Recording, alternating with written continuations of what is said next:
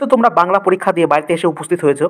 তো বাংলা পরীক্ষার যদি আমরা প্রশ্নকে অ্যানালাইসিস করি তাহলে দেখতে পাবো বাংলা প্রশ্ন যেরকম টাইপের আসে ঠিক সেরকম টাইপের এসে, খুব একটা জটিলতাও নয়, খুব একটা সহজও নয়।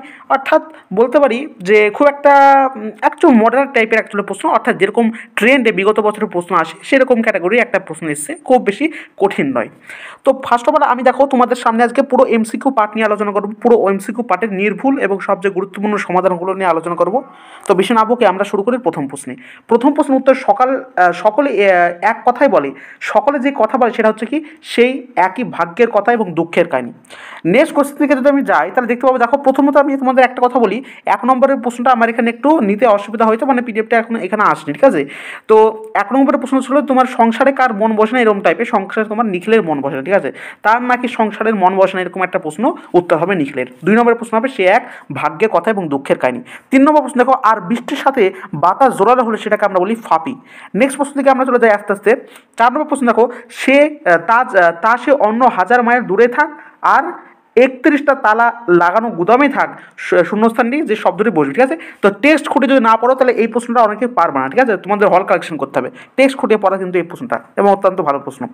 নেক্সট দেখো আবার একটা কমন প্রশ্ন, রূপনারায়ণ কুড়ি কবিতার যে কাব্যগ্রন্থের অন্তর্গত সেটা হচ্ছে কি শেষ লেখা অবশ্যই। নেক্সট দেখো যে শিকার কবিতায় দ্বিতীয়বার আগুন জ্বলেছিল কেন, একটা হচ্ছে কি হরিণের মাংস তৈরি করার জন্য। প্রথমবার আগুন জ্বলেছে একটা কারণে, দ্বিতীয়বার আগুন জ্বলেছিল কিন্তু ওই যে চোরা শিকারীদের, তারা যে হরিণের মাংস কেটে পুড়ে খাচ্ছিল তাদের জন্য আগুনটা জ্বলেছিল। নেক্সট কোশ্চেন দেখো, আমি যদি 7-এরটা, আর আগুন লাগে, আগুন কোথায় লাগে, জলে অন্ধকারে ধূসর ফেনায়। ওকে, নেক্সট কোশ্চেন দেখো, আমরা যদি যাই পরের প্রশ্নের দিকে তাহলে দেখতে পাবো এটা 7 ছিল, তাই তো 7 ছিল, দেখে নিন একবার। হ্যাঁ এটা 7 ছিল। এবার দেখো 8 নম্বর প্রশ্নটা দেখো, 8 নম্বর দেখো, ক্রন্দনরত জননীর পাশে কবিতায় নিখোঁজ মেয়েটিকে পাওয়া গিয়েছিল, সেটা হবে তোমার জঙ্গলে কিন্তু ছিন্ন ভিন্ন অবস্থায় যেন নিখোঁজ মেয়েটিকে পাওয়া গিয়েছিল।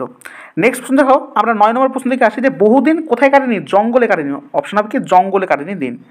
নেক্সট দেখো আমরা যাই X নম্বর প্রশ্ন, দেখো এখানে আছে, অর্থাৎ 10 নম্বর প্রশ্ন, আরে সব সময় কি অ্যাস্থেন্টিক দিক দেখলেই চলে, উক্তিকার, উক্তির তোমার হবে এখানে কিন্তু বৌদির উত্তর হবে, ঠিক আছে, বৌদি, ঠিক আছে। নেক্সট কোশ্চেন দেখো X হলো। এবার এক্সায় দেখি, রাজা রথ রোহণম নটয়তি, কথাটির অর্থ হচ্ছে রাজা রথে আহরণ করার যে ভঙ্গি করলেন, এটা হচ্ছে তার অর্থ। নেক্সট কোন নানা রঙের দিন নাটকে মাঝরাতে রজনীকান্ত যার পোশাক পরেছিল তিনি হলো কি, এটা তো নিশ্চয়ই কমন প্রশ্ন, তোমরা বুঝে যাচ্ছ, দিলদার। নেক্সট প্রশ্ন, এই কথাটা মালিকের কানে তুলবেন না চটুর্য মশাই, কথাটা হলো রোজ লুকিয়ে গ্রিন রুমে ঘুমানোর কথা, এটা কিন্তু তুলবে না, ঠিক আছে। খুব ভালো প্রশ্ন এটা। তোমরা কিন্তু টেক্সট করে না পারলে কিছু কিছু প্রশ্ন তোমাদের অসুবিধা হতে পারে, তাছাড়া মোটামুটি প্রায় প্রশ্ন কিন্তু টেক্সট পেপার পড়লে, এগুলো করলে প্র্যাকটিস করলে তোমরা সের মধ্যে থেকে পেয়ে যাবে। এটা যখন একটা কমন প্রশ্ন তোমরা টেক্সট পেপার করলেই পাবা হয়তো। জয়তরণের ঠাসা, এখানে যে জায়গার কথা বলা সেটা হচ্ছে মহনীয় রোম, ঠিক আছে। নেক্সট দেখো, জল পানের আশায় মর্দানাকে কতবার পাহাড়ে চড়ে উঠতে হয়েছিল, সময় 3বার। নেক্সট দেখো, বাক্যের যে অব্যাহিত উপাদান বিশ্লেষণ করে, বাক্যের অব্যাহিত উপাদান বিশ্লেষণ করেছিলেন কিন্তু রুমফিল্ড, ঠিক আছে, রুমফিল্ড কিন্তু বিশ্লেষণ, উইলিয়াম জোন্স না কিন্তু। নেক্সট কোশ্চেন দেখি, নেক্সট কোশ্চেন সেটা হচ্ছে ওয়ালা প্রত্যয়টা হচ্ছে কি এক প্রকার পরাধীন রূপমূল, তবে এই কোশ্চেনটা নিয়ে একটু কনফিউশন আছে, তবে পরাধীন রূপমূল হওয়ার চান্স কিন্তু সবচেয়ে বেশি, পরাধীন রূপমূল। এবার যদি দেখি যে নবজীবনের গান কার রচনা, নবজীবনের গান রচনা তোমার হচ্ছে জ্যোতিরিন্দ্রনাথ ঠাকুর। জ্যোতিরিন্দ্রনাথ ঠাকুর বা জ্যোতিরিন্দ্রনাথ মিত্র হতে পারে, আমি এই প্রশ্নের একটু কনফিউশন আছে, তোমরা একটু দেখে নিও, এই দুটোর মধ্যে যে কোনো একটা প্রশ্ন কিন্তু উত্তর হতে পারে। নেক্সট কোশ্চেন দেখো, ইন্ডিয়ান স্ট্যাটিক্যাল ইনস্টিটিউটের তোমার হচ্ছে প্রশান্তচন্দ্র মহলনবিশ।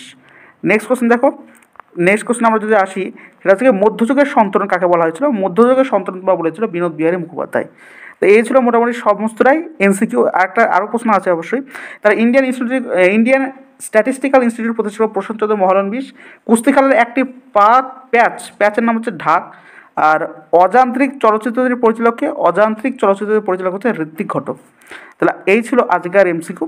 পরের পার্ট হচ্ছে এসিকিউ অনেক বড়, তোমরা সেটা পরে দেখে নেবে, ঠিক আছে। আজকে আমরা এমসিকিউ নিয়ে আলোচনা করলাম।